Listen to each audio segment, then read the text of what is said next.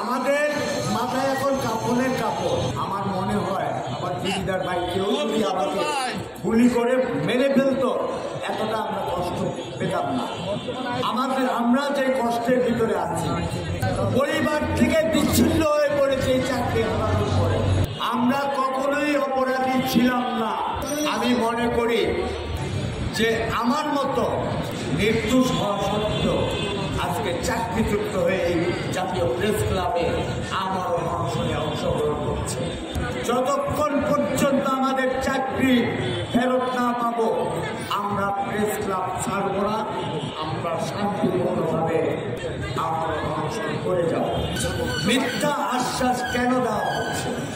সম্প্রতি বিভিন্ন মিডিয়াতে বিভিন্ন মাধ্যমে আমরা দেখতে পেয়েছি 1522 জনকে পূর্ণ বহন করা হয়েছে।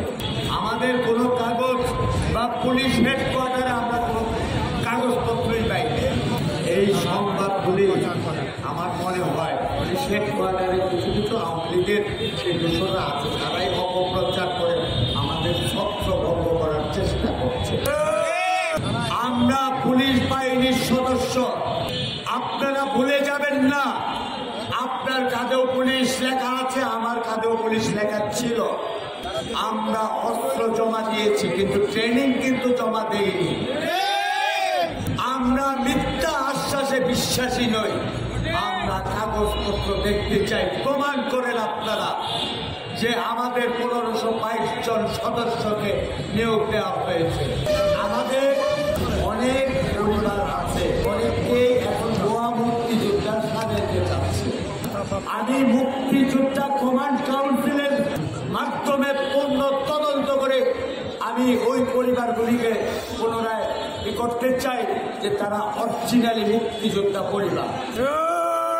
তাদেরকে আমি মনে করি এখনো যাদের ভাতা চলছে, মুক্তিযোদ্ধা ভাতা চলছে, তাদেরকে কিভাবে ভুয়া মুক্তিযোদ্ধা বলা হয়?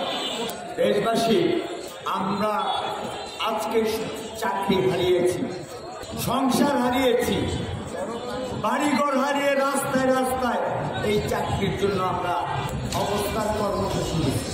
আমরা এখন বেঁচে থেকেও মরে গেছি।